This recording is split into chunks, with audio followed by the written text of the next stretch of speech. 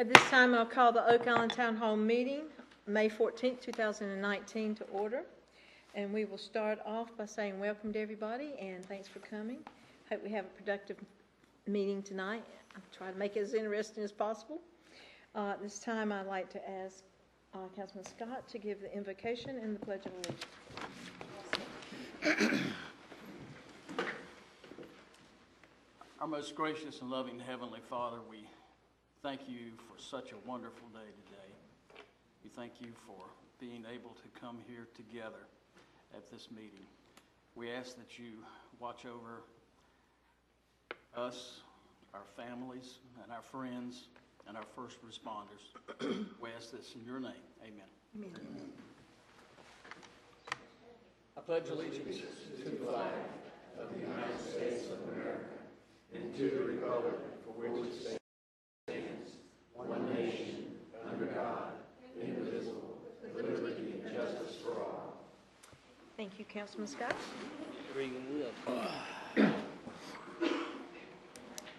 Now we'll move right into the first part of our agenda, which is a public hearing. Number 1. The purpose of the public hearing is to receive citizens' comments on proposed amendments to modify the text in the Unified Development Ordinance Article 10, Part 4, signage regulations to regulate signage standards at the airport. Did we have anyone to sign up to speak? No, ma'am. No one signed up to speak. I'll make a motion to close public hearing. Thank you. Second? All in favor? I have several questions, Madam Mayor, I'd like to raise. We're just closing the public hearing. Okay, fair enough. All in favor? Thank you. All right, Councilman Bach, you can open for discussion. I'd like to direct these to Mr. Vares, please, if I could. And this goes towards my understanding of exactly what is being proposed here. So it would appear, and again, correct me if I'm wrong, that we will have two different statutes governing signage at the airport. One that applies to airport proper, and I'm putting that in quotes, and the other that applies to our standard UDO signage. Is that correct? That's a good summary. Okay, so split signage is always complicated. And what is the rationale for giving the airport what I'm going to describe as more discretion? Part of the discussion at the planning board level, when we did a review of other towns and counties and whatnot and what their ordinance had for similar type of general aviation airports like we have at the Cape Fear Jetport, they did not regulate it. And also, that is how the text amendment was drafted, and that's how the applicants applied for it. Okay, so this will be an exception to our signage ordinance. I guess it pivots on how we're defining airport-related entities. Yes, it does. Yes. How are we defining airport-related entities? I think that's a difficult thing to answer because I would have to have a scenario that would come before me, and then I would have to review it on the merits and factors at that time as they arose. We haven't, is another way to say that. We haven't specifically defined that yet. Yep. And I was going to comment that if you're inclined to vote and pass this tonight, that you suspend its application until we can bring back a definition that would put the public on notice as to what that phrase means. I think that's prudent, Counselor. I mean, I'm all for giving the airport as an economic engine broader latitude, but the language is a little bit vague in terms of what that means. Right. Someone creating a business with airport on the front end of it theoretically might argue that they're entitled to the exception. I mean, any vendor that goes out there could argue that they're an airport-related service. So, as opposed to the current status where airport-related are physical properties that relate to flight. But that's a good suggestion. I would welcome that language. Staff and I discussed this, and you want the definition to be broad enough to accommodate the intent of the proposed amendment, but you also want to define it enough that people know whether they're in or out of the exception. I agree.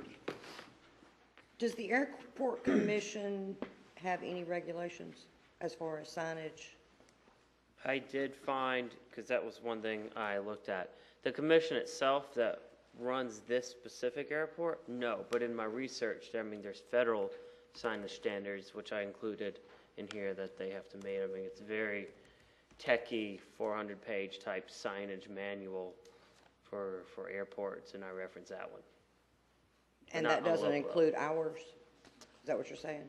Well, it would include that they would have to meet that manual that all airports have to meet across the whole country. So I guess that's my question, is why isn't the airport exempt like the town is?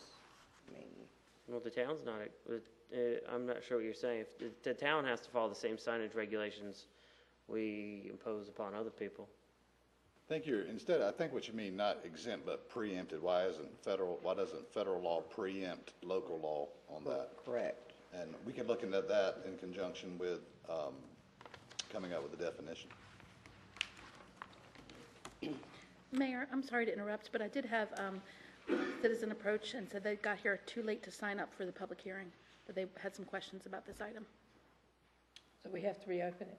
We would have to. Questions or comments? Well, I don't know how they would get their questions answered without making comments about them. Madam Mayor, I advise you reopen the hearing if you're going to hear from them. Oh, yeah, definitely. But let's finish with this line of questioning and finish with the council, and then I'll reopen for that. Any more questions for Jake? Thank you, Jake. Thank you, Jake. This time I entertain a motion to reopen public hearing number 1. So moved. All in favor? Charlie did. Sorry. Anybody else want to sign up for that? Speak on the signage. Okay. Lisa, we do have Yeah. one person. Okay, thank you.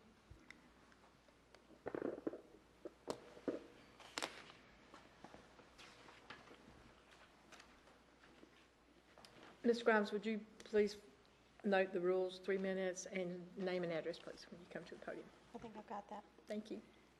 Liz Carolyn, 106 Northwest 13th. I have a couple of concerns about the signage amendment and how it came to be. May I ask a question or? We're not going to respond. Okay. We'll take your comments. Okay. Signage, in my opinion, should have been included in the initial plans. If it was an oversight, I think that it should have been followed by, there should be a uniform process as to how oversights are handled. I think that should extend to all citizens. There have been several things that have been happening in meetings, and as I read minutes from meetings and get information about what's happening at meetings, if signage was an oversight, then it should have been kicked back out and gone through the regular process. And I don't believe that an airport zone should have been created or an airport district should have been created via copying and pasting from a commercial zone and another, I think it's business zone, to create an airport zone without any regard to safety regulations and other higher up regulations. We're talking about an airport, we're not talking about a business. If we're going to have staff that extend themselves to certain citizens in our community for something like that, I think the same where they're bending over backwards to help a citizen attain their permit and what their goal is to accomplish in that permit, I think that that should be extended to all citizens and not just somebody who has an airport, somebody who is a builder, but there is a lot of conflicting. Another citizen has used acting as agents for certain citizens, and I think that this might be a prime example, and more research needs to be done on this because it is happening.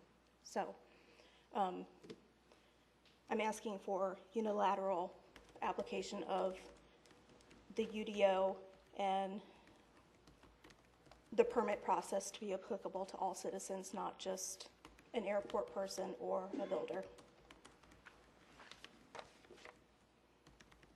Thank you. Thank you. Ms. Graves. Okay, now I entertain a motion to close. So moved. All in favor? Thank you. Any more discussion? Okay, at this time, you can take action on this issue, and it was approved by the planning board. May I ask council to repeat your recommendation to council vis-à-vis language? Sure. If this proposed amendment is passed, that the ordinance will not take effect until such time as council has approved a definition for airport-specific related purposes. I would say at this time, we table it to our May meeting till we have that. I agree. I do too. June meeting. So we need a motion Or to June table meeting, it. excuse me. We're in May, yeah. I have no objection. I think we need the language before we proceed. Yeah. Entertain a motion to table. Do you need a motion? Do we need a motion just table it? We need that, yes. Yeah, We can I add it to entertain a the motion June to agenda. table this. I make a motion to table this to our June meeting. Second. All in favor, please? Thank you. Public hearing number 2. The purpose of the public hearing is to receive citizens' comments on proposed amendments to modify the text in the Unified Development Ordinance Section 5.2, pre-application meeting and sketch plan, and Section 1018, approval and appeal, to modify the timing requirements for major subdivision and building facade design plan review. No one signed up for this public hearing. Does anyone want to sign up for it before I close the hearing? Madam Mayor, I'll make a motion to close public hearing. Second? All in favor? Thank you. Any discussion? Jake, do you want to explain exactly what we're doing? Or do you want me to do it real quick? I got it. The old code actually required 45 days, and when we went to the UDO, it said from 20 days. Is that close? Yeah. And basically, all we're doing is making a revision to the UDO so that in the event that you have a larger subdivision, you have a little bit more time to review it. Is that? Thank you. More questions? I have a question. So, in addition to returning to the old standard, is there data that you have that suggests you haven't been able to meet the current timelines? Because my understanding is we've been meeting them all.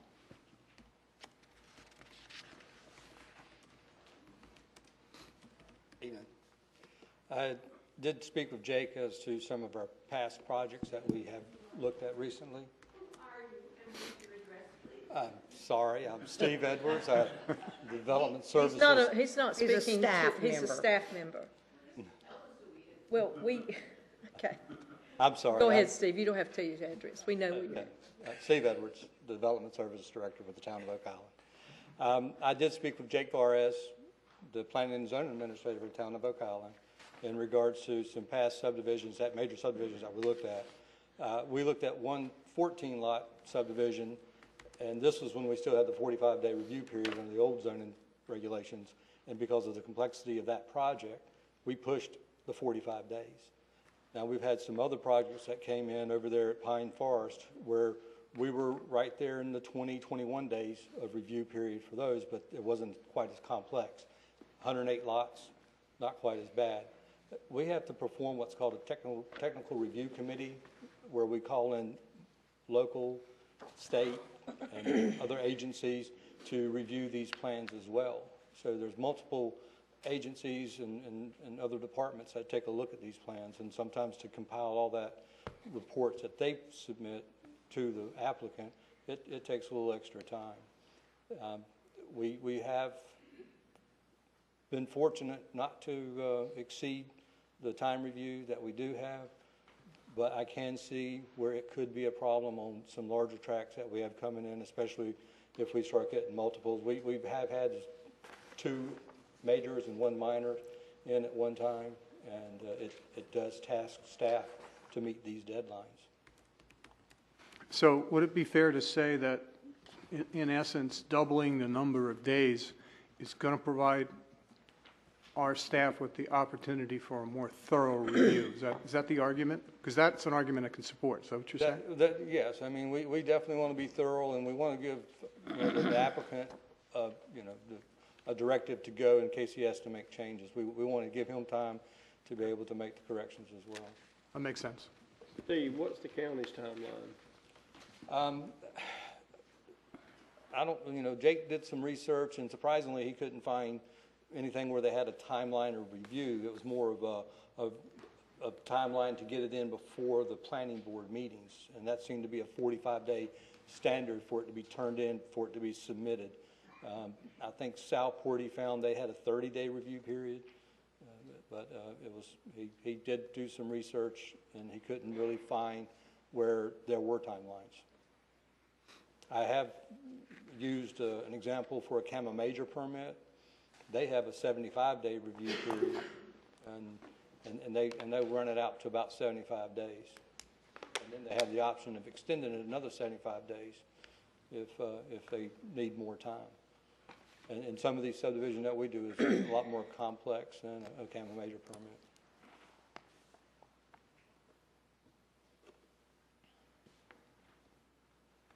Any more questions? Thank you, Steve. Thank you.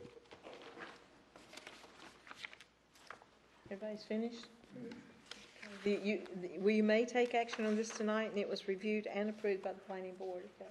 Madam Mayor, I make a motion to approve the proposed text amendment and to adopt the associated plan consistency statement. Second. All in favor, please. Show of hands. Thank you. Well, we have 3 nice little presentations tonight, everyone. Johnny, welcome. I see you're the last on the list. I'm sorry about that. We're going to start with the National Safe Boating Week, the U.S. Coast Guard Auxiliary, and I believe they're here today. If they'd like to come to the podium, our Councilwoman Madam Bell is going to read the proclamation.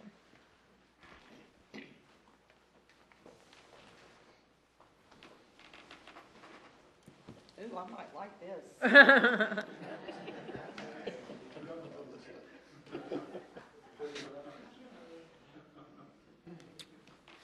For nearly 100 million Americans, boating continues to be a popular recreational activity. From coast to coast and everywhere in between, people are taken to the water and enjoy time together boating, sailing, paddling, and fishing. During National Safe Boating Week, the U.S. Coast Guard and its federal, state, and local safe boating partners encourage all boaters to explore and enjoy America's beautiful waters responsibly. Safe boating begins with preparation. The Coast Guard estimates that human error accounts for 70% of all boating accidents, and that life jackets could prevent more than 85% of boating fatalities. Through basic boating safety procedures, carrying life-saving, emergency distress, and communications equipment, wearing life jackets, attending safe boating courses, participating in free boat safety checks, and staying sober when navigating, we can help ensure boaters on America's coastal, inland, and offshore waters stay safe throughout the season. National Safe Boating Week is observed to bring attention to important life-saving tips for recreational boaters so that they can have a safer, more fun experience out of the water throughout the year. Whereas on average, 650 people die each year in boating-related accidents in the U.S., approximately 76% of these are fatalities caused by drowning.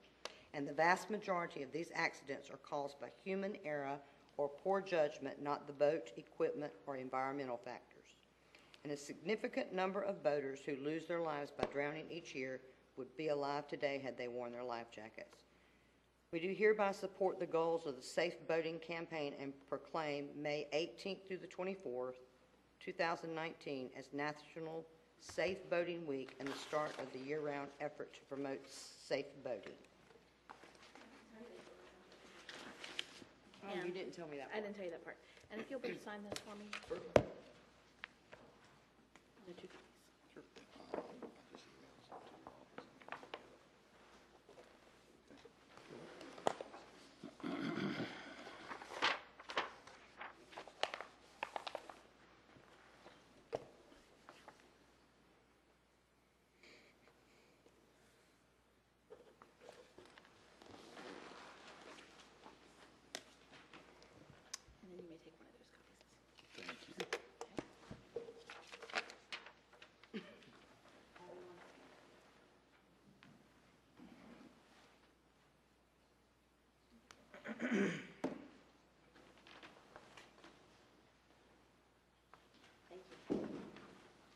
so much. Thank you for all your time. Thank you so much.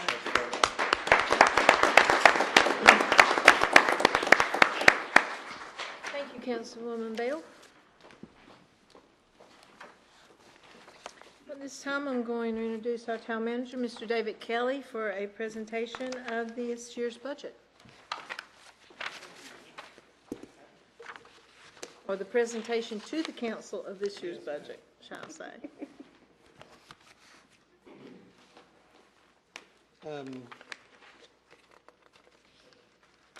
Mr. Haddon's also going to be presenting a few of these slides with me, because we've been working on the budget through the past 4 workshops. We're going to go over a few of the components that are within the recommended budget for the year 2019-2020. The ad valorem tax rate we have currently in the budget is 29 cents per 100. The town general operations would be 0.2415 per $100 assessed value, which would generate about $7,637,350. The sand tax that we've been putting back toward the beach nourishment would be 0.485 of the $100 assessed value. That would generate around $1,535,812 for a total ad valorem tax revenue of $9,173,162. If you look at that as proposed, 1 penny would equal about $322,659. The general fund debt, town hall, police station, and fire stations, the year 2019-2020, $1,726,364 is the payment, and then next year will be paid off. So when it's paid off, you'll have an equivalent of about 5 cents per 100 assessed value that will be available to utilize when that debt comes off. The enterprise fund debt continues to be paid off for the system. This year's payment, $7,221,512, and we have a long time for that to be paid off, 2035, 2036. So that one's still a ways out there. We have been talking and discussing the addition of 4 new employees. Public Works Streets is a division that we have divided back out of Public Works Operations. 2 maintenance workers, and that will allow for to have 2 crews now. Know our street conditions, potholes, and the dips that we're having, and this is going to allow us to get started on some of the street work that we have not been doing in the past, and some other maintenance issues. Water maintenance, you have a backflow prevention technician. It's a state mandated position, and that is something we'll be putting back in the budget this year. The last one is the pier crew leader, and that will be the one that oversees the part-time staff and make sure the pier functions operate properly. And we actually hired that person today, and we'll be introducing them to y'all tomorrow at the ribbon cutting. And now Mr. Hatton's got a few. What we're going to look at now is the capital outlay that we have for the general fund and the enterprise fund. As you can see up there in admin departments, the $25,000, that's just the software, the computers and printers that invariably we have to buy each and every year. So that number is a little bit smaller than it was last year because we have been making improvements. Police department, $154,000. That is a new program that we're coming up with this year, and we're going to start leasing our police cars. This year we're going to get 5 different vehicles, and you can see that the lease cost of $154,000, and we're going to do it on a 3-year plan. So at the end of 3 years, the ones that we are purchasing this year will go back out to the dealer, and we'll always have cars on the road for the police department that are just 3 years old.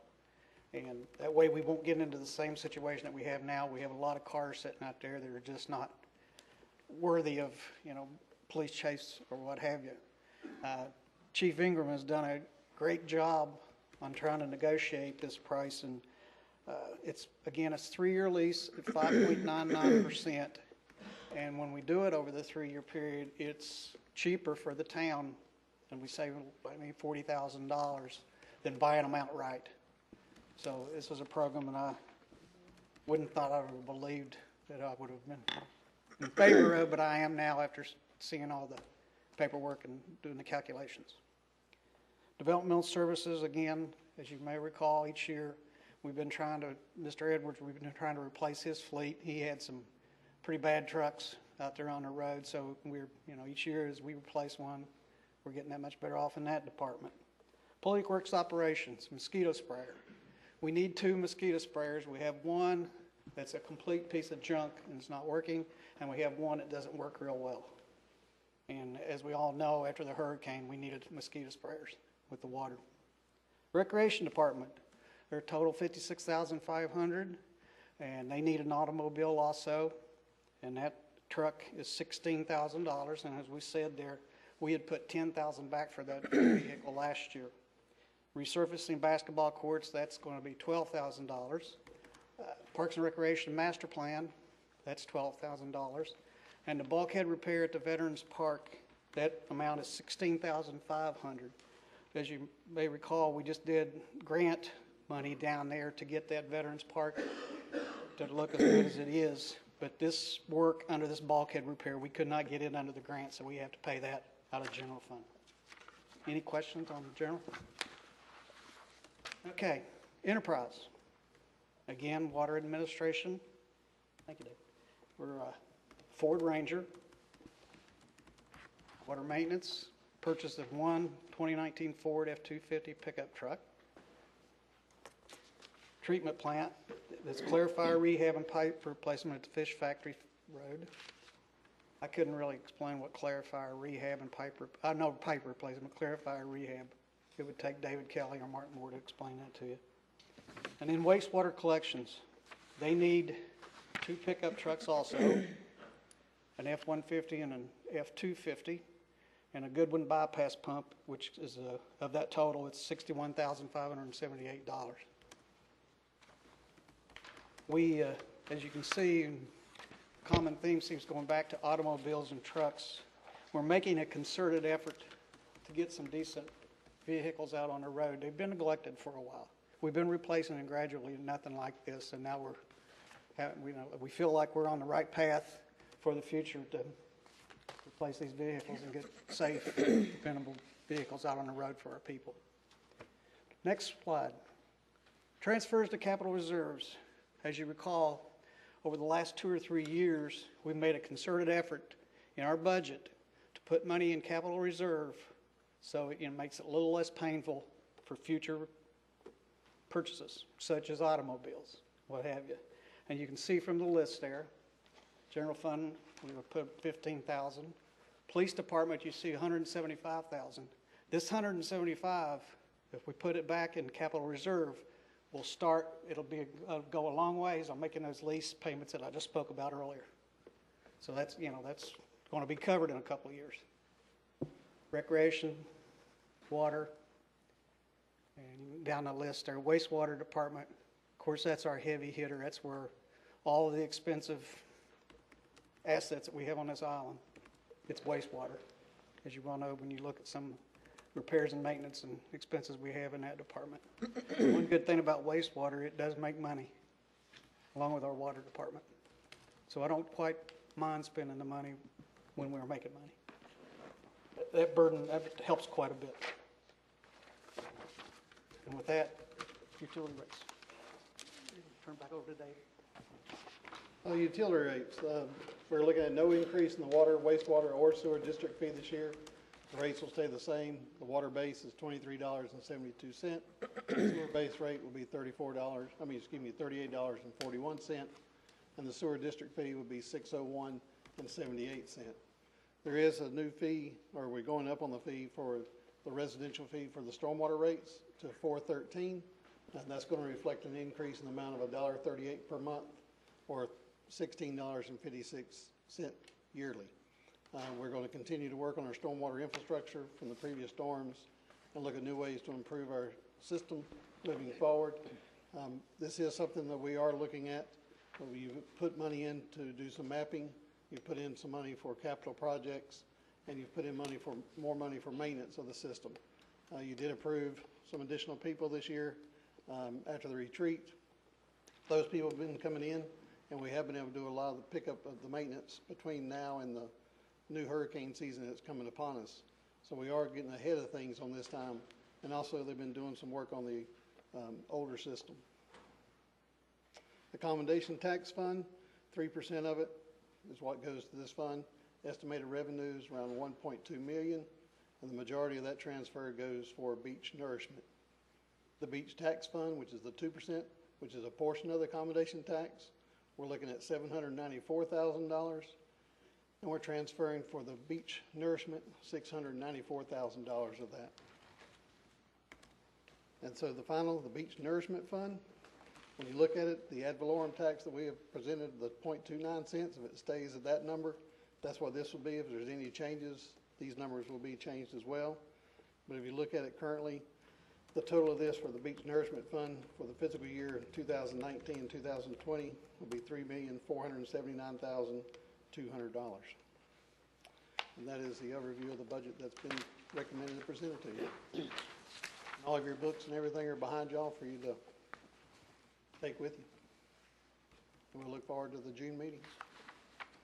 Sounds good. Thank you, David. Thank you, Dave Hatton. Good job.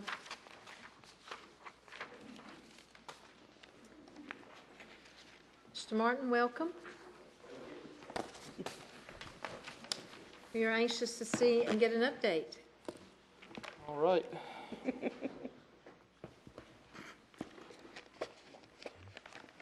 We won't put the timer on you, Johnny. He's just kidding. Well, I do apologize that it always seems like it does take a while to go through this, but as you guys know, at the last meeting, we have a number of different things that we're working on for you guys and a number of different, but a couple of those are kind of finishing up, so now we're kind of really getting into, you know, some of the, just really concentrating now on the master plan and then really planning for the projects that we see coming down the pike over the next few years. And I'd be remiss if I didn't mention Katie and Michael that are back there in the back too. So if they get any questions, we might have to bring up the young smart ones.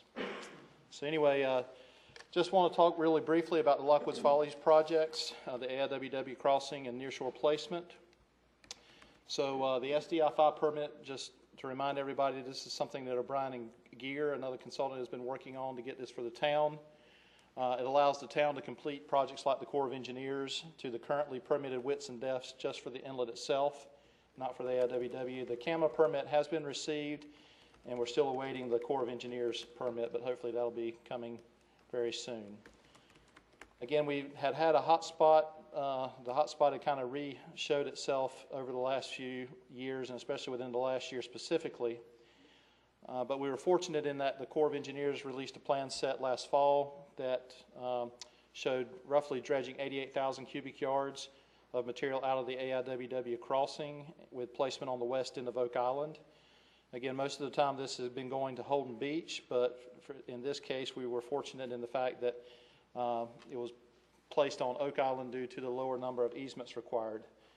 We talked to the Corps and got them to move the western edge of the placement area further east so it didn't go right back into the inlet as fast.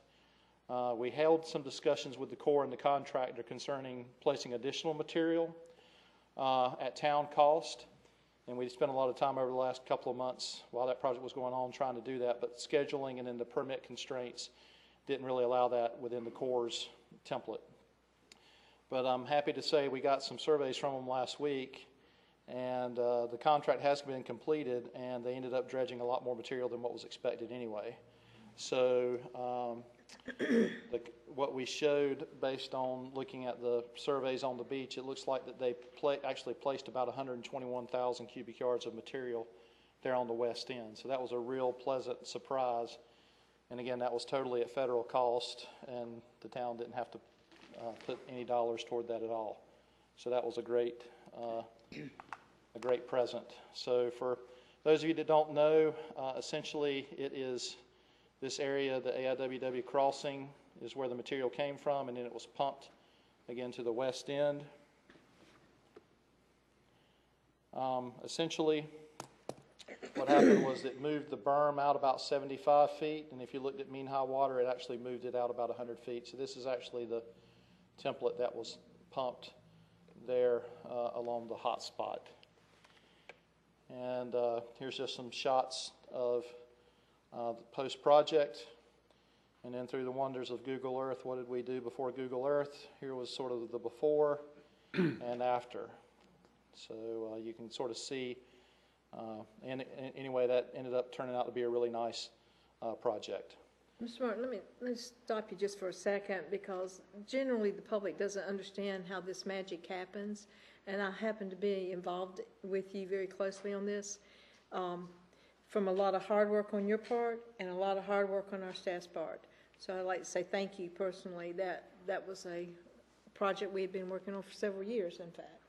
No, it's nice for this to, and again, the discussion is long from over between us and Holden Beach, of course, but at least it's nice now that there's a conversation happening and, and that we can start talking about how Is it civil? Is it a civil conversation yet? We'll get there.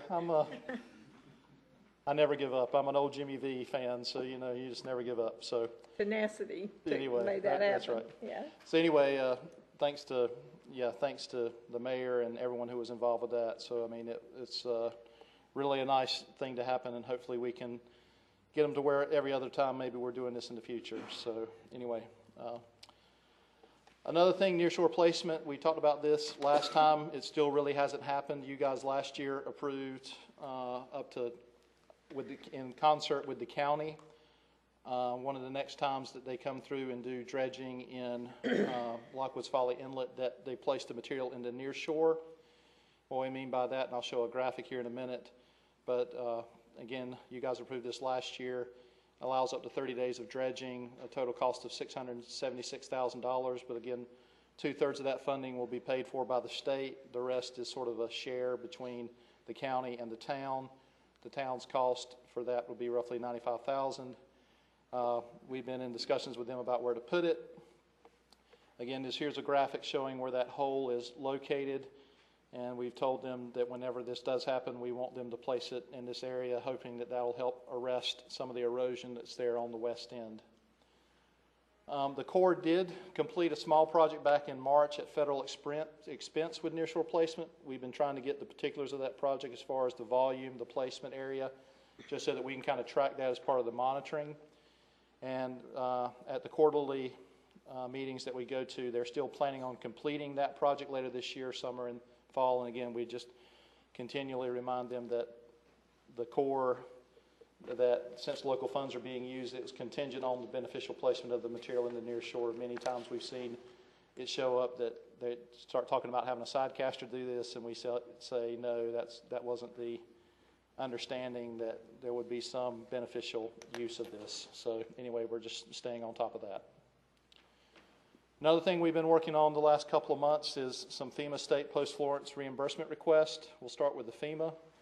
So we've had many meetings and conference calls with FEMA staff to develop the reimbursement request. We've had discussions centered about the allowable volume for the emergency berm project. So this is a Category B. We're not in the Category G engineered beach yet, so we're still looking at an emergency berm. But in our talking with the FEMA staff, we've been talking about the emergency berm and providing a base for the berm, and I'll show you a graphic of that in a minute. But there was a lot of discussions back and forth, but the final volume submitted is roughly 229,317 cubic yards with some dune planting. So here's a graphic showing what that is. So the blue line is what was there before Florence, the red is after. And so normally we would just be kind of trying to put the dune in, but we told them we just can't put the dune in without some base. So you see that's where that material's coming into play. So in the areas that sort of qualified for FEMA reimbursement, the total is roughly 229,000 cubic yards. So we've turned in a reimbursement request, developed cost using an offshore borrow site. That would be roughly $8 million. The local FEMA representative is satisfied with the submittal, and it's currently at national level review. And we've been asking every couple of weeks what's the timeline for approval, but that's still unknown at this time. Now we'll move to the state. So the state had two different pots of money available for post-Florence. So there was $2 million that the state or the legislature set aside for surveys completed for the post-Florence work, so that's just doing the topographic bathymetric surveys to see how much material may have been lost during post-Florence. And then there's $18.5 million that was set aside for project planning, permitting and construction for actually the for construction of the project, and you'd have 2 years to complete it. I will say the grant applications were pretty extensive with what they required, and required some pretty quick turnaround over the last couple of months. We submitted the cost for the surveys completed for post-Florence, $63,549, so that was a full cost reimbursement.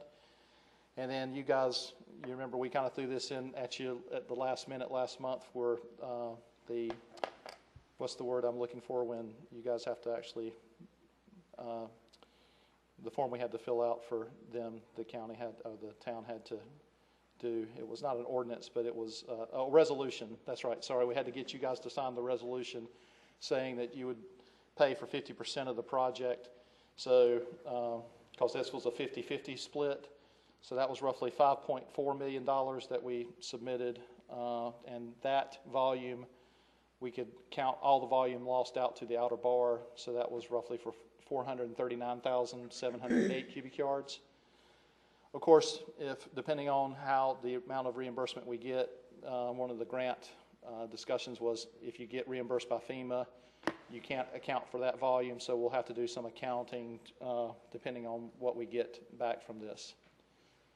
And I just want to show this graphic just to show that essentially what FEMA is paying for with the emergency berm is sort of the loss in the upper area of the beach. But what we could do for the state is also go out and look at how much material was maybe lost offshore and account for that as well. So the award letters for the survey reimbursements are being mailed out currently. David, I heard over the weekend we got one for the town saying that it's tentatively been approved for the $63,000. We've talked to the state about the bigger grant application. Hopefully a decision will be made within 1 to 2 months on that one. And I was really surprised to hear that they only received 3 applications. So there was the town of Oak Island, Carteret County, as well as the town of North Topsail Beach. So there should be some funds that come out of this, would be my guess, being the fact that there was only 3 applications received. So that was worth the effort. We'll talk about the master plan, what's been going on with the master plan. And again, we'll talk about these different reaches. So I just want to remind everybody that sort of we've broken the beach up into the east end, east, the central, west, the west end, and the inlet. The east end pretty much goes from the eastern town limits to 63rd Street. East goes from 63rd Street to 19th Place East. Central goes from 19th Place East to 10th Place West. West goes from 10th Place West to 42nd Place West. The west end goes from 42nd Place West to pretty much right around where the parking lot is at Lockwoods Folly Inlet. And then if we just remember on these profiles, a lot of times I talk about the volume changes out to different elevations and how much the beach has been changing. So we've been doing a lot of the modeling to determine the volume need for the initial project and the maintenance, and that's almost complete. We've made a really good first pass on all the modeling. We have to go back and do some QA/QC over it. But the volume needed to provide protection for infrastructure for the 10-year event. Now that's not for 10 years into the future. I want that to be very clear. It's for a 10-year storm event. For a single event, we need roughly 700,000 cubic yards. And I'll show you kind of what kind of dune system we need to build for that. For a 25-year storm event, it would be 1.4 million cubic yards. And so then we have, so that's the volume you always kind of have to have in place to protect the infrastructure. So that's sort of, think of that as a minimum volume that you need to kind of make sure that we're maintaining. Then we have this advanced fill volume, which is what you kind of use as your buffer that is sort of your maintenance. So I'll show a graphic of this in a minute. But we've kind of determined over 6 years what we think that buffer needs to be. And that would be another 1.2 to 1.5 million cubic yards. So the total need for a 10-year storm event protection would be roughly 1.9 to 2.2 million cubic yards at sort of an estimated cost of $32 to $36.5 million. The total need for a 25-year storm event protection, you'd have to put around 2.6 to 2.9 million cubic yards out there for a cost of $42.5 to $47 million. So I just want to show this graphic to show, essentially, you see what we were kind of talking about for the FEMA reimbursement, and then you get a sense of what we would have to build for a 10-year level of protection. So we're talking about a dune system that's going up on a 4-to-1 slope, around 6 feet wide at the top down, and then we're showing this 1-on-20 slope out into the water. But we're talking about building a dune up to about elevation 13. Just to give you a sense of what we did during post-Matthew, we were building the dune up to around 11 to 13. So it would be roughly what we built during Matthew. That last dune project we did maybe a little bit higher. If we go up to the 25-year level of protection or 25-year storm event protection, we'd have to go up to around elevation 15. So it'd be a couple of feet higher. This next graphic is showing what I'm talking about, sort of the sacrificial berm. So if you think about, this is what we kind of need to maintain to always provide that engineered level of protection to the first row of infrastructure. And what we did was we ran different storm events to determine when the first row of infrastructure would be impacted by different storm events. So again, this would be sort of the minimum that you would need to maintain. But of course, you don't want to build just this minimum. You'd have to go ahead and build something out there to allow 6 years of erosion, and then you'd come back and refill this. So in the future, as the town moves toward sort of a beach system, just think of the fact that this is going to sort of be your sacrificial area that you come in and sort of are supplementing every 6 years. This is just a graphic. This does not show the advanced field, but we're just trying to give you a sense of, this would be like the 10-year template, the dune. And again, we kind of have to set the dune out a little bit just because of people's stairways and the way you guys kind of go up and over the dune and sort of the vegetation line. And all this kind of plays into the development line that you guys have all selected and everything too. So all this kind of has to be weighted as we kind of develop this design. And this is sort of the 25-year. So as far as, I want to talk a little bit about how we determined that the maintenance volume. So we did some modeling for that as well to show that we think a good estimate of the volume change that happens here, or the erosion happens here on an annual basis, would be somewhere between 200 to 250,000 cubic yards. So if we assume a 6-year maintenance cycle, that would be 6 times those numbers, so 1.2 to 1.5 million. And if we multiply that out times the 50-year, we would need to then go out and find 10 million to 12.5 million cubic yards to then maintain what we build at the beginning. So if you talk about, the town selects the 25-year storm and we build, the initial project would need to be somewhere in that 3 million yard range, another 12.5 over the 50 years. We might need to be looking for 15 million cubic yards of material out there. The last little piece that we're looking at right now is, do we need to put a little bit more buffer in there for storm volume?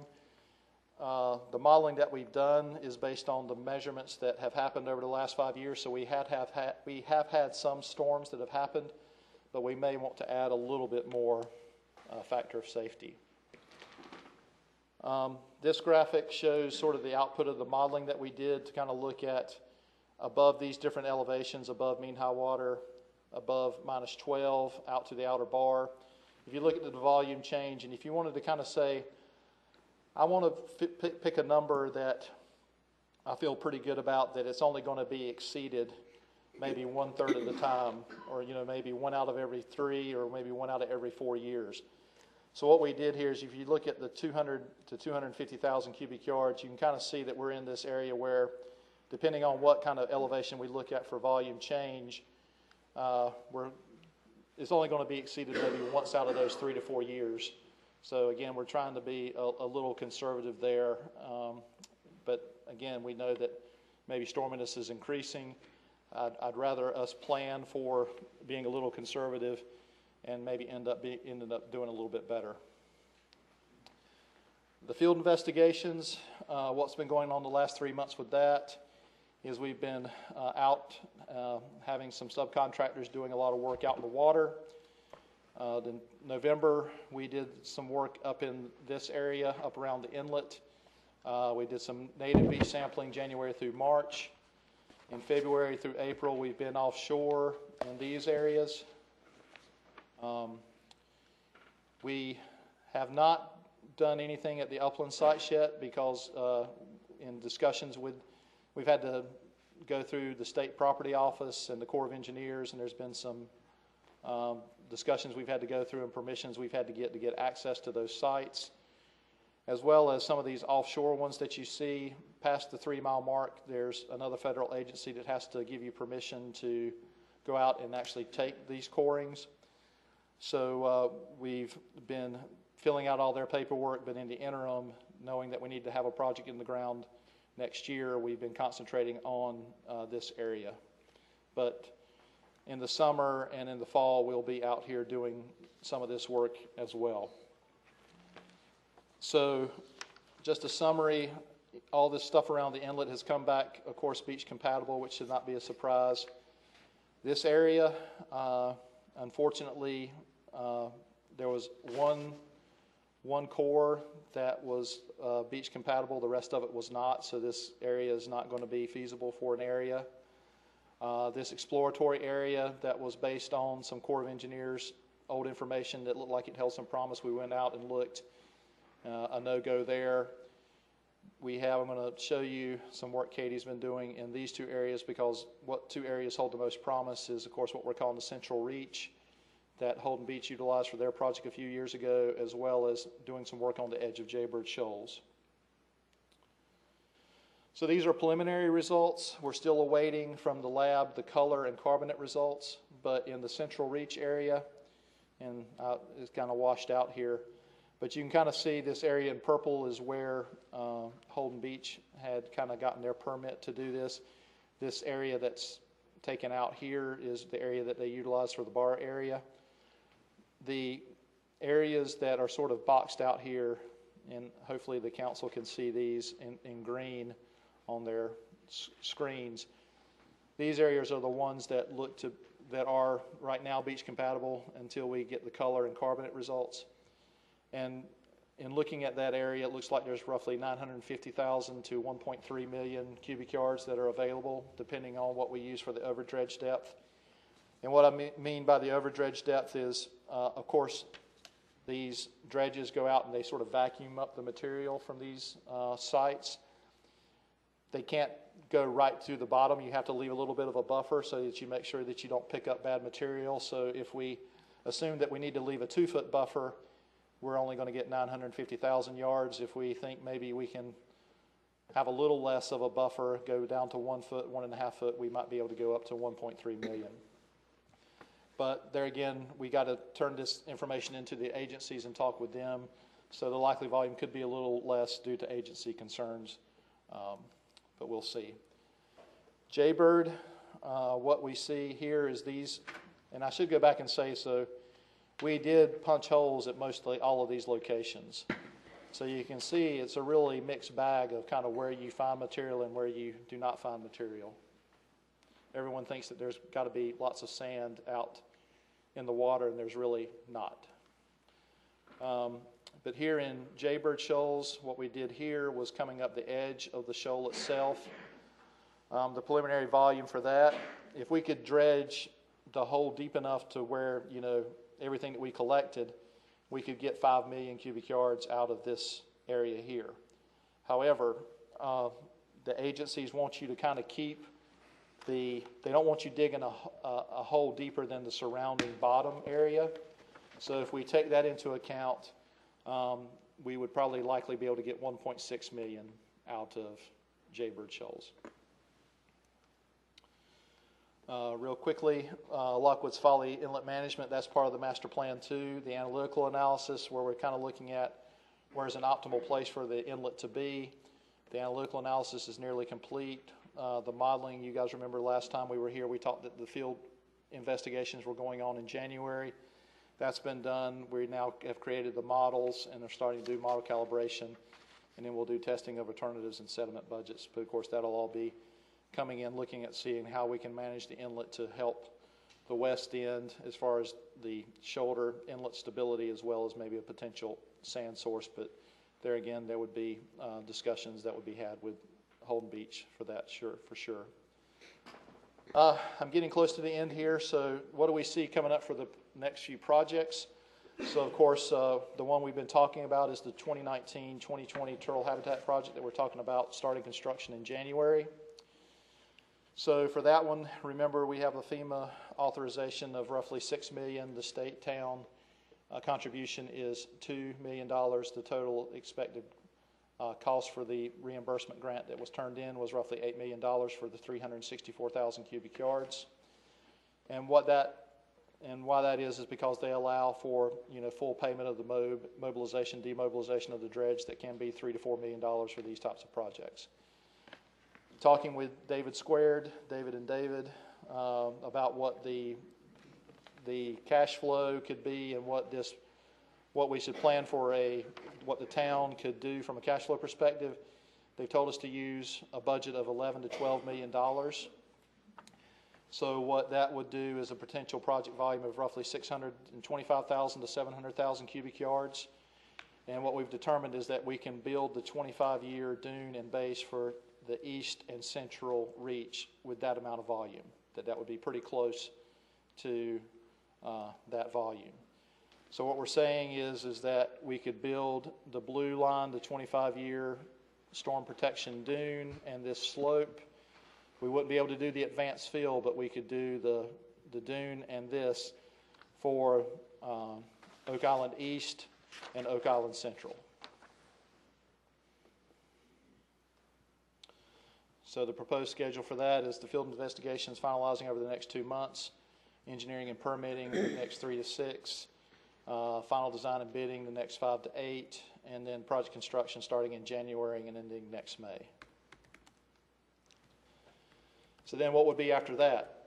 So then, and what you're going to see here is that we're really trying to stage these things into the FEMA and state reimbursements and how we can kind of build these projects in phases.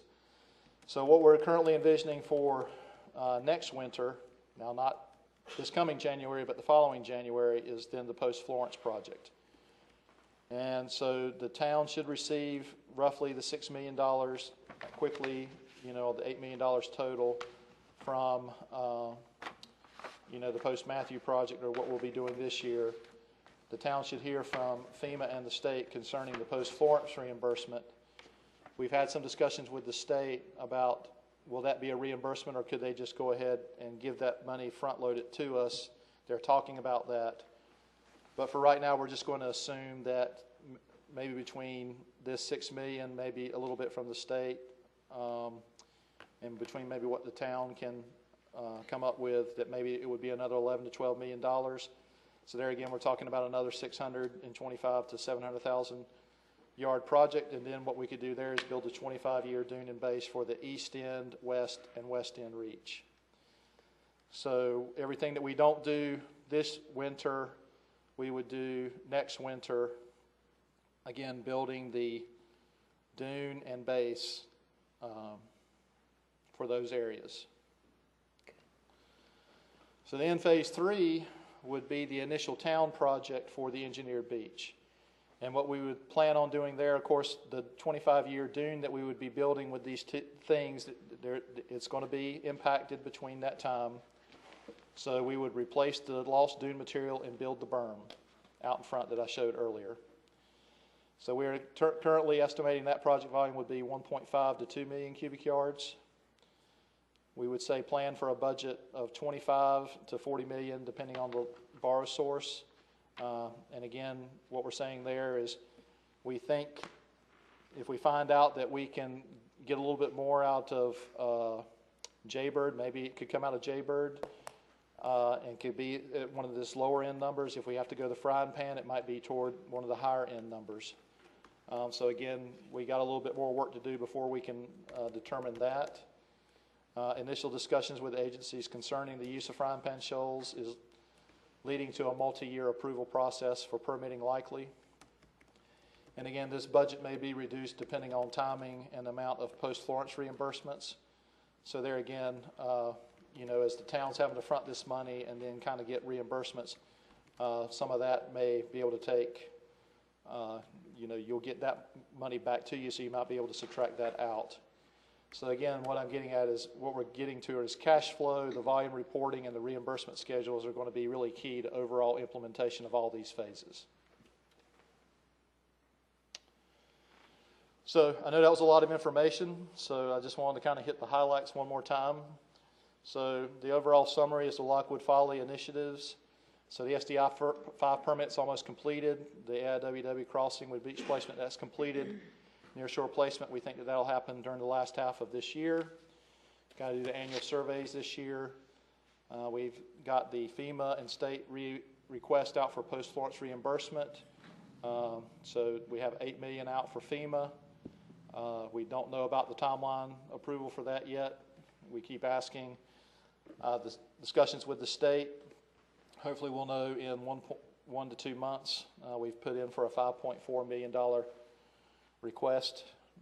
We'll see. I doubt we would get all of that, but I would hope that we would get $1 to $2 million at a minimum. The turtle habitat project, so the field investigations are going to be complete by June. The engineering permit submittals completed by July. Receive the permits and finalize the construction documents by October. Bid the project in November and project construction January to May. The master plan and additional projects, so the field investigations are ongoing. Now we're moving to some of those areas out with frying pan shoals and some of the offshore areas with BOEM. We also have to do some of the stuff with Yellowbanks. With, of course, another month or so we'll be QA/QC'd and have the engineered beach volume need complete, and the environmental studies and documentation are ongoing for the master plan. So, and there again, sort of these additional projects, a lot of those are going to be, confirmed with the discussions with state and FEMA to determine the timing and amount of post-Florence reimbursements. Work with the town on the cash flow and the reimbursement projection to adjust the project's design. And then pretty quickly we want to be developing a final plan for, next year's 2020 to 2021 post-Florence project. And then we'll move to the initial town project. And another reason to sort of keep the initial town project separate as well is in our discussions with FEMA, for it to qualify for the FEMA engineered beach, it has to be a totally locally financed project or only local funds being used for it. You can't have federal funds involved for it for that. So that's another reason for us to sort of phase these now in these 3 separate projects. So I know that was a lot of information, but I'll be glad to entertain any questions. Any questions for Mr. Martin? Take a deep breath. Sure. So let's talk a little bit about the, if you would, the modeling that you're using. You mentioned it's conservative, it's kind of a midline projection. As you sharpen that modeling, is it possible that the cost is going to be lower? Or are you fairly certain we need all this sand? I'm fairly certain that we're going to need all this sand, because there again, if anything, we might want to add a little bit more for some additional storm.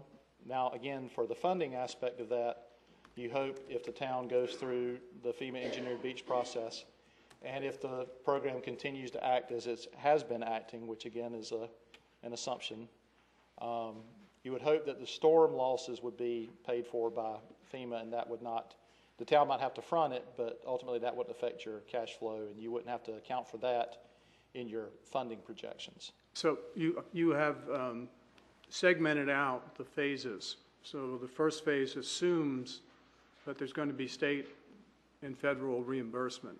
But doing the quick math, we're looking at least $5 to $6 million. And then as you go further out and we move towards an engineered beach, that will fall solely on the town. Did I hear that correctly? That is correct. In order to meet the FEMA promise.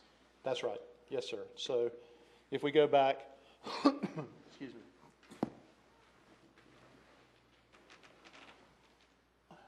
So essentially, how this is laid out, and my understanding, and Dave Squared can correct me if I'm wrong, is so we're going to start with $11 to $12 million for this project, and the town can do that now currently.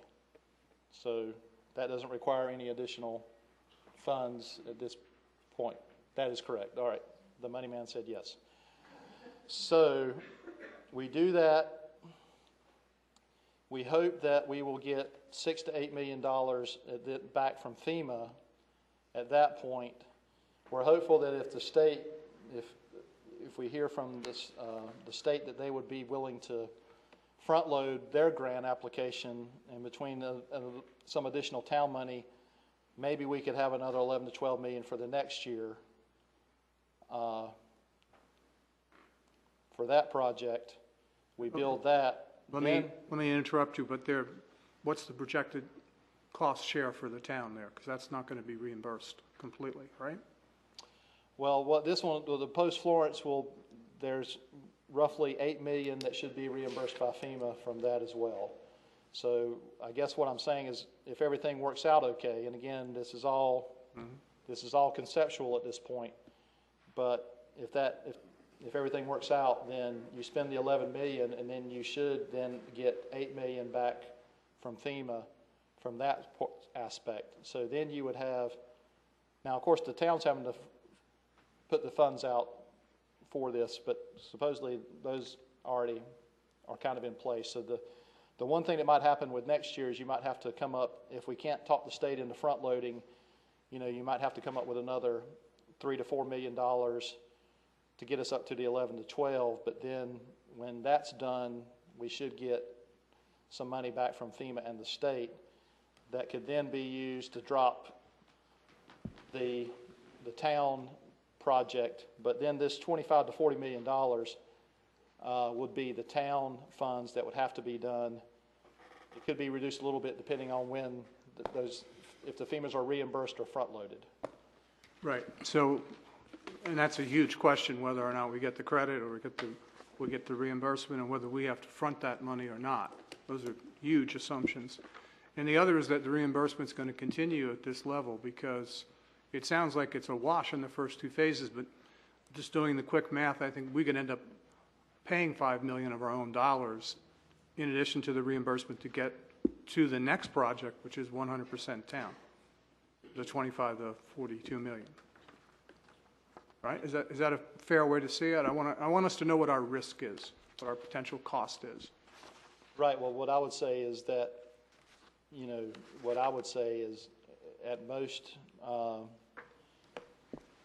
if you got $8 million back from the second project reimbursement that then you could put toward this, then the town would have to probably plan within 3 years for, a $20 million to $30 million project of its own funds. There's an awful lot of maybe, should be, speculation, if, hopefully. No, I understand. And that's why we ask every 2 weeks what. I understand that, John.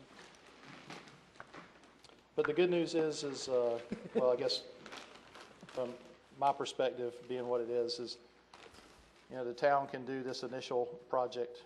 I mean, there's no reason not to think that we shouldn't get the reimbursements. So, I would feel pretty good about the chances of us being able to at least build the first 2 projects. And by that point, we'll know how we're kind of going and what the risk is for the town taking the leap for the initial project itself.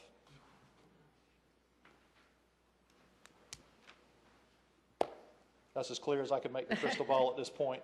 I wish I could make it clearer, but that's where we are. Thank you. Okay. Any more questions from either council member? Johnny, thank you so much. Thank you, guys. Appreciate it.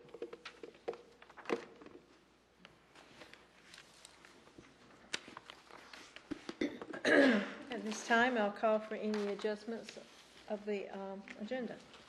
Madam Mayor, Yes. we need to add 2 items to the consent agenda. One of them is for 50% funding for Oak Island Water Rescue Department. They want to buy a pickup truck and would like the town to contribute $12,500, half of it for that truck.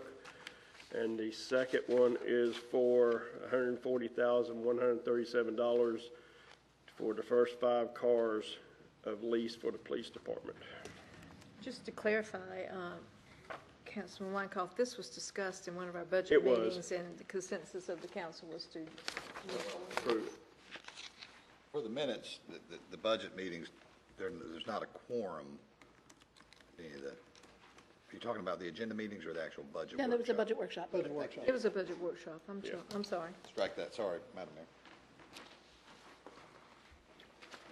Okay, any, motion to approve the agenda as amended? Madam Mayor, I'll make a motion to approve the agenda as amended. Second. All in favor, please. Thank you. Public comment section. Lisa, do we have anyone? Yes, ma'am. Melanie Morgan. Just like as you're walking to the podium, to remind everyone there's a 3-minute limit, and repeat your name and address. My name is Melanie Morgan. I live at 4808 West Beach Drive. I'm here to voice my concerns about allowing chickens at Oak Island. It's not the chickens themselves that concern me, it's their waste. For one thing, it stinks. Our lots here are small enough that there's not going to be enough buffer between your property and your neighbor's property to contain the smell. And it's going to further pollute our waters. We already have a fecal bacteria problem getting washed into our estuaries during heavy rains. Right now, Lockwood Folly is closed for shellfishing, so you can't harvest clams and oysters from there because they're not safe to eat.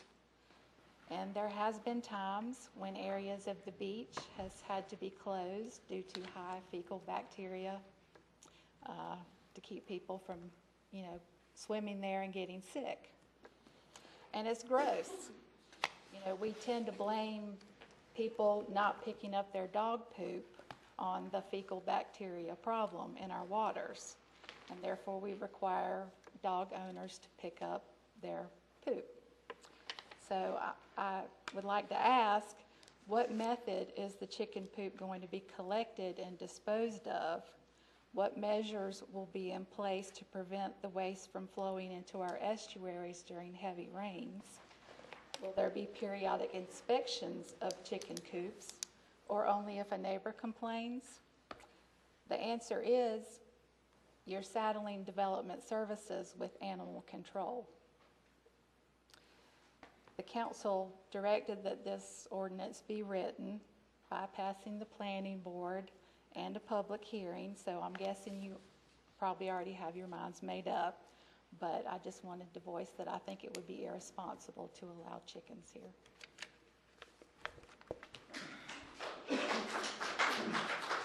Karen Fullerton.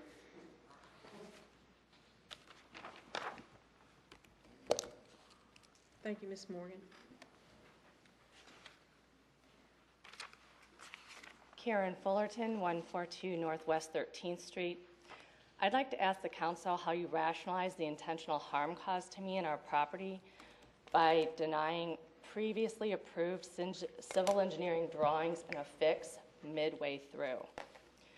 This started a year ago with August 13th, my first initial meeting with Steve Edwards to fix the multiple home problem of flooding.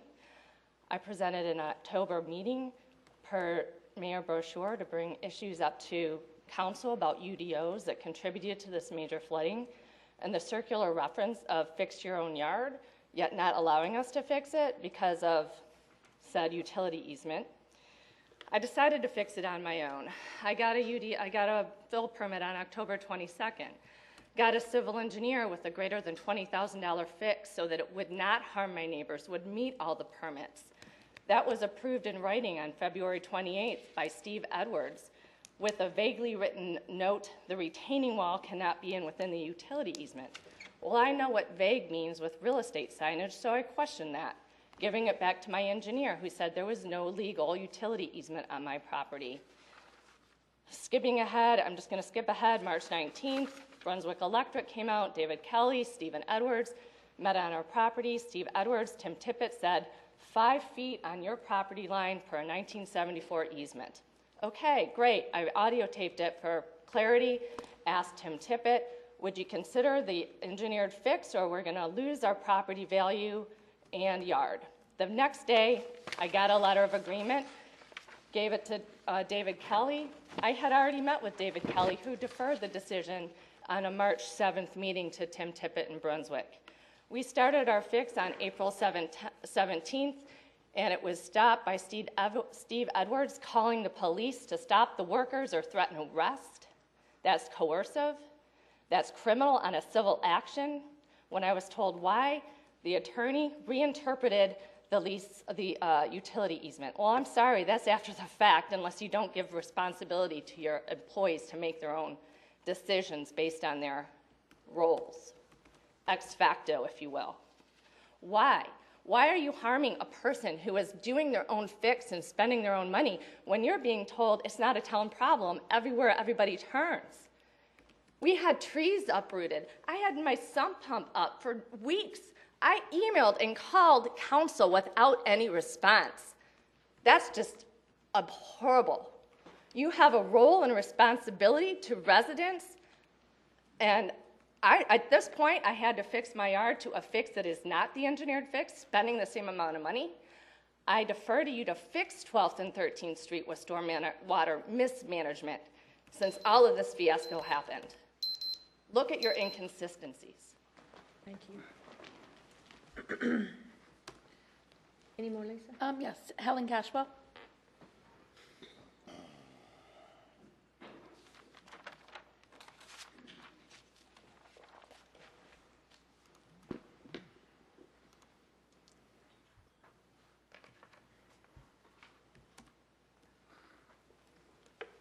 Good evening.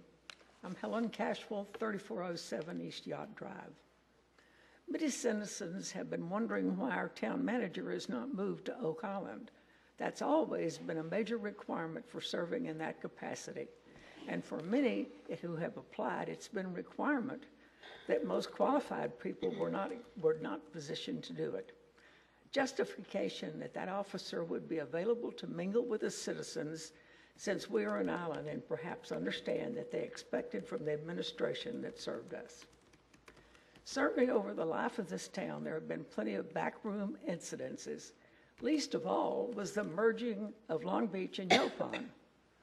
But that change made the town charter this past year keep that history alive and well.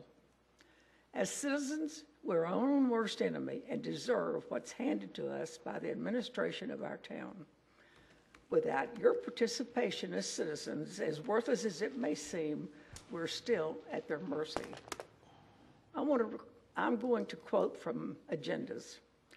A regular town meeting, January the 9th of 2018, of public hearing number 1 was proposed amendments to the town charter. And since no speakers, Councilor Blaylock motioned to close the public hearing. Same meeting, public hearing 1 action. Councilor Weinkoff made a motion to direct the staff to place the proposed charter amendments on the February 13th, 2018 agenda for consideration, and Councilor Bell seconded it, and it was passed unanimously. Ms. Stites noted the other charter amendments had already been sent to the Eiler's office. Now, since the charter amendments were not discussed openly as to their content, what were the other amendments?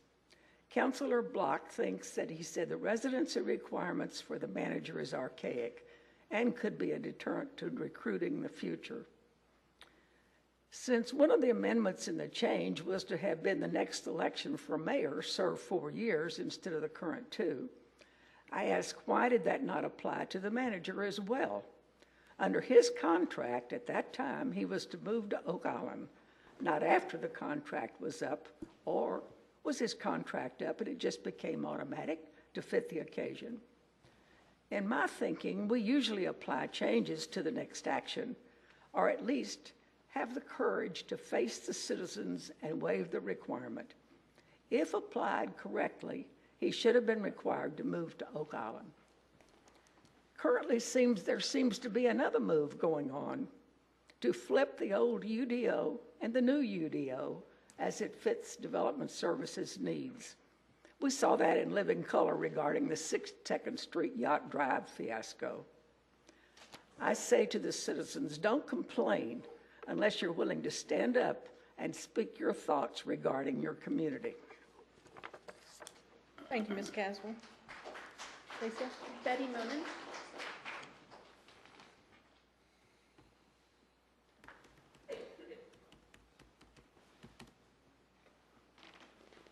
Hi, Betty Monin, 3501 East Yacht Drive. My issue is public safety on Yacht Drive. And I have to say that town council was very responsive while the bridge was being repaired by putting the stop signs up. And what we saw was a large decrease in traffic on Yacht Drive over the winter. Well, just as magically as those nice stop signs appeared, they disappeared immediately once the bridge was open. And what we have seen happen, there has been some lane closings on Oak Island Drive, and when that occurs, Yacht Drive becomes Yacht Drive Raceway. The other day, I have several neighbors, they're in their 80s and their 90s, they walk their dogs. I have a veteran, a Vietnam veteran, that is partially disabled. They have to go to their mailboxes on Yacht Drive. And traffic, some of it, whether they're contractors, tourists, I don't know who they might be, most residents of the town are respectful on Yacht Drive. But we do have an element that is public safety dangerous. So I would ask that once the repaving starts on Oak Island Drive, traffic will again come to Yacht Drive, and ask that something be done. I don't know. We have a straightaway from approximately 49th Street all the way down to Middleton Drive. So even though we have two bridges open now, Yacht Drive is going to be the recipient of a lot of traffic, and just ask for more public safety. The police, if they would be out there giving tickets, that would be another method. But it seems that the stop signs really were an answer. Not asking for a forever stop sign, but just until the repaving is done. Purely public safety. Thank you. Thank you. Roseanne Fortner.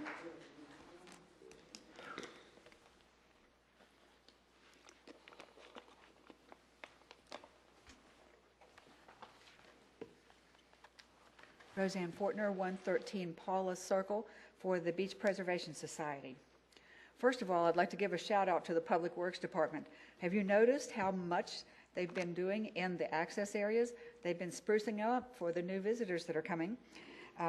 Vegetation's been cut back, the parking bumpers have been realigned, big holes have been filled. Thanks, you folks, that's awesome. The Public Works Department has also agreed to assist beach preservation by installing 6 new bike racks that have been donated by volunteers in the community.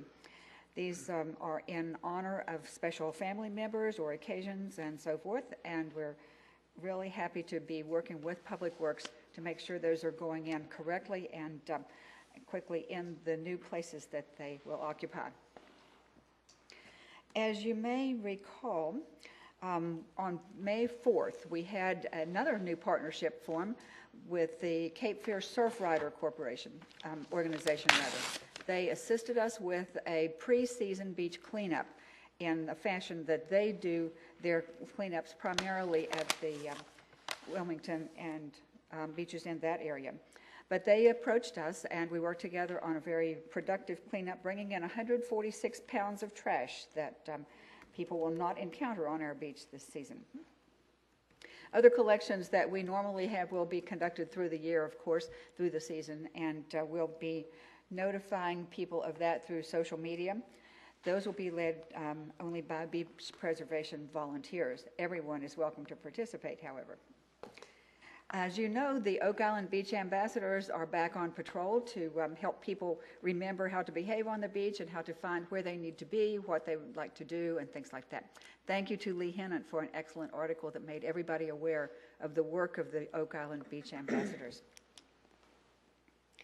We have some changes underway in the Beach Preservation Society. Our new mission statement that was approved by council will appear on a special banner with our logo at coming events. We have a monthly information system that will be sent out regarding beach preservation activities that are to come during that month. We'll start that in June. We have an educational patch program like the turtle patch and so forth that we have in other sections of the island. This one will be at the middle school level, and that won't be a beach lover patch. We have new gear for sale this summer. We have a new beach preservation panel that's coming to the kiosk at the point. And in the fall, we'll begin our public seminar series with a special presentation by a Florida Sea Grant person on microplastics in the ocean. Y'all come. Thank you, Ms. Faulkner. That's all I had signed up. That's it? That's it. All right, thank you everyone for your comments. We'll move on to the council reports. And I'll start with this end. I'd like to echo the comments of Ms. Fortner about the dedication and service of our town employees, and the town has recovered remarkably from Hurricane Florence, and I think it's a credit to how skilled they are and how persistent they are. I salute them. Thank you. I second that. Councilman Bell? Councilman Scott? I have no report. Councilman Blaylock? Yes, Madam Mayor. On April 29th and 30th, Councilor Blaylock, Mr. Kelly, and myself went to Emerald for a byways conference where we learn all the new rules and regulations that come down. Plus, we get to hear if there's any state or federal funding coming our way, and also get to talk to different agencies and try to make that relationship in case we need their assistance in the future. So it was a good conference, and I'm glad we got to go.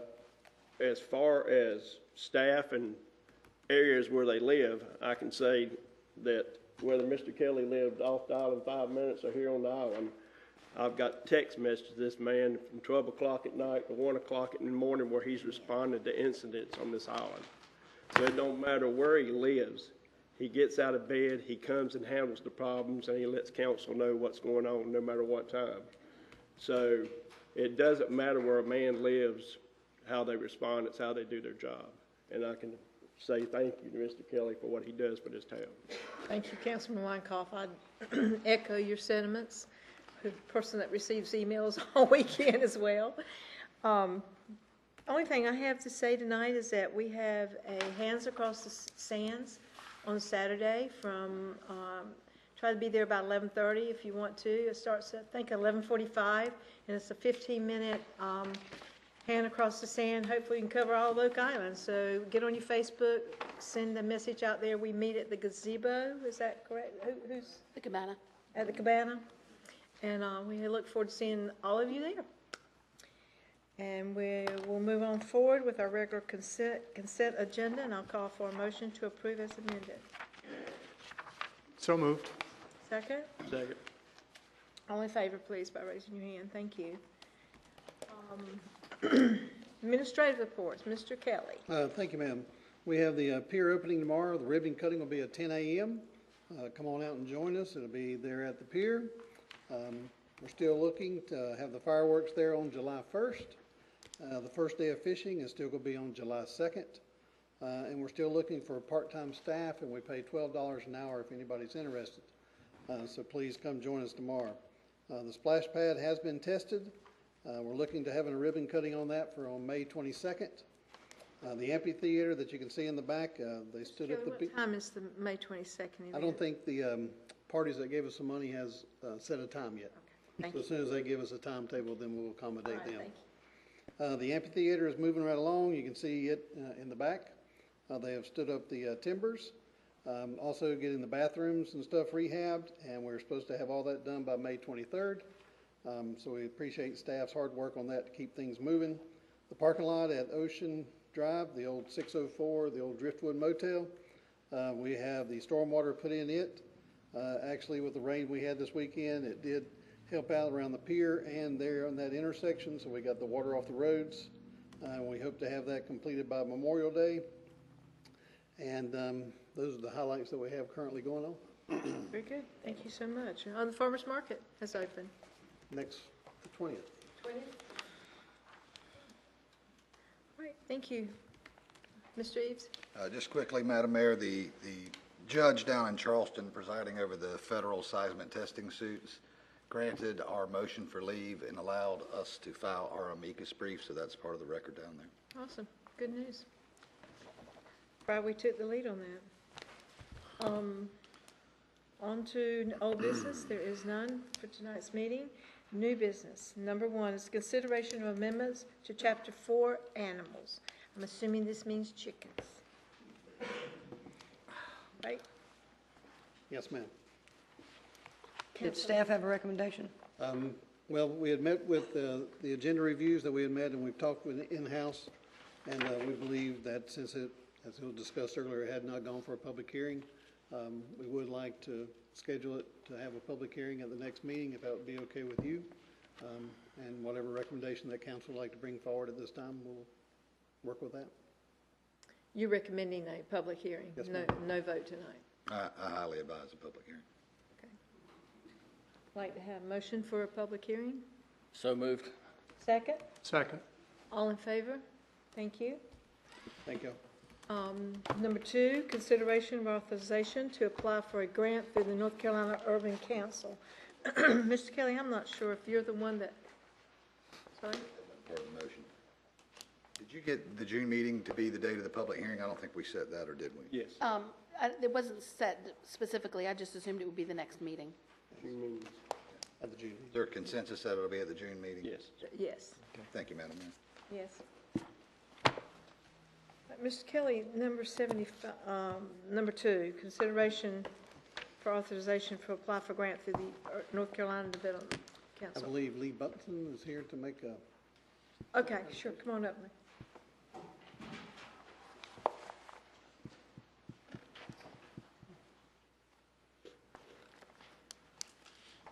Diane Wetzel, 1103 Elizabeth Drive.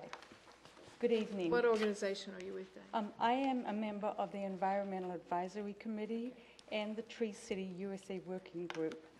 I am here to support our written request to Council for permission to apply for a grant of $5,000. This opportunity has been offered to the town of Oak Island through the North Carolina Legacy Tree Fund, which this year is focusing on storm recovery tree planting projects to help communities rebuild their urban canopies. Firstly, there is a correction to the written request you received. The number of trees to be planted is 25 and not 10. The Environmental Advisory Committee has been for the past few months developing a plan to propose to Council, which has been nicknamed Bringing the Oak Back to Oak Island Drive. Many of us were under the popular misconception that because Oak Island Drive up to Middleton was a state-maintained road, that NCDOT would not allow oak trees to be planted alongside it. However, we have recently found out from the NCDOT engineer responsible for Oak Island that this is not only incorrect, but they actually encourage the planting of roadside trees within their parameters. Shortly after, the EAC received the invitation to apply for the grant, and it seemed like a great opportunity to kickstart our plan.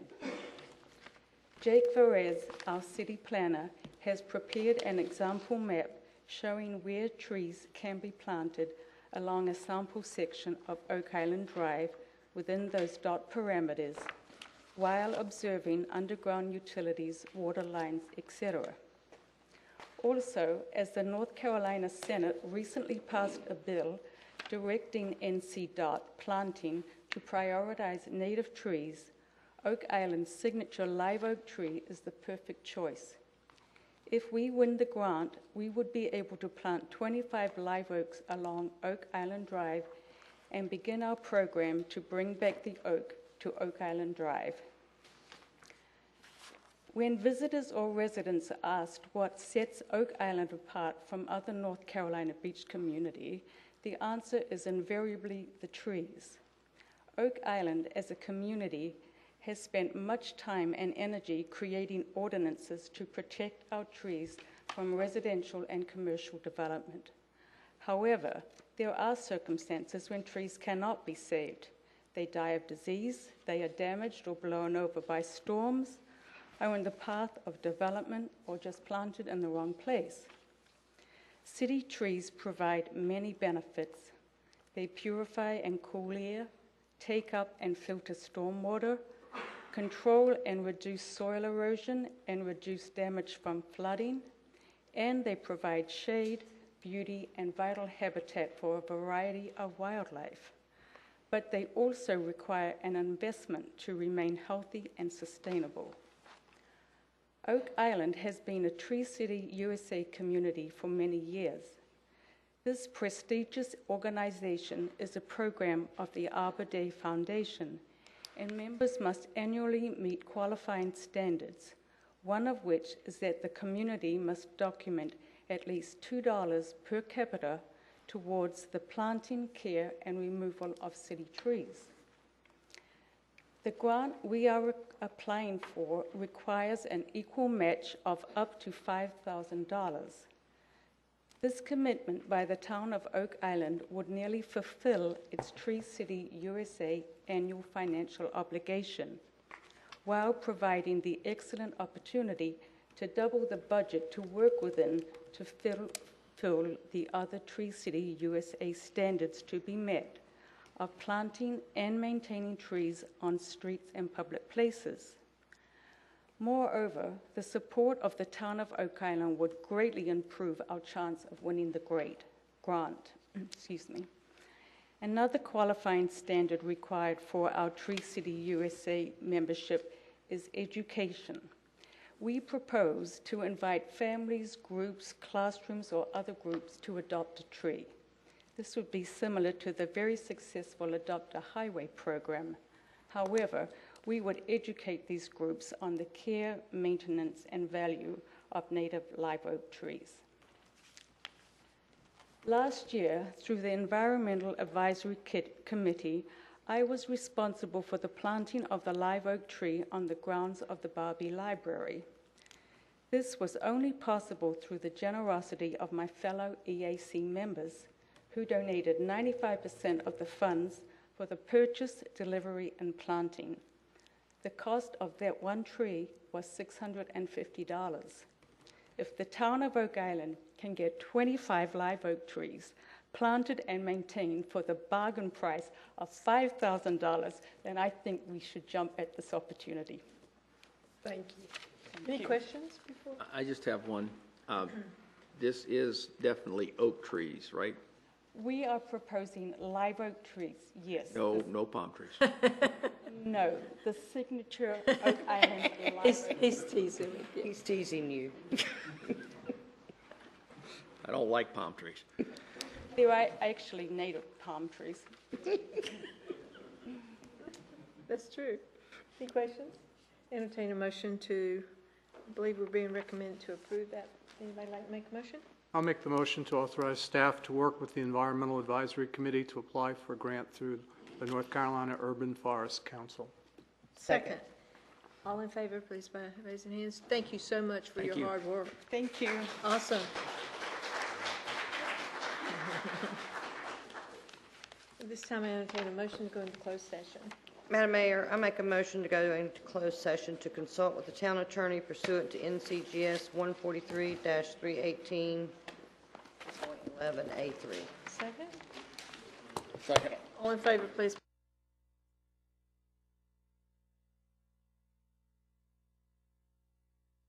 Patrol.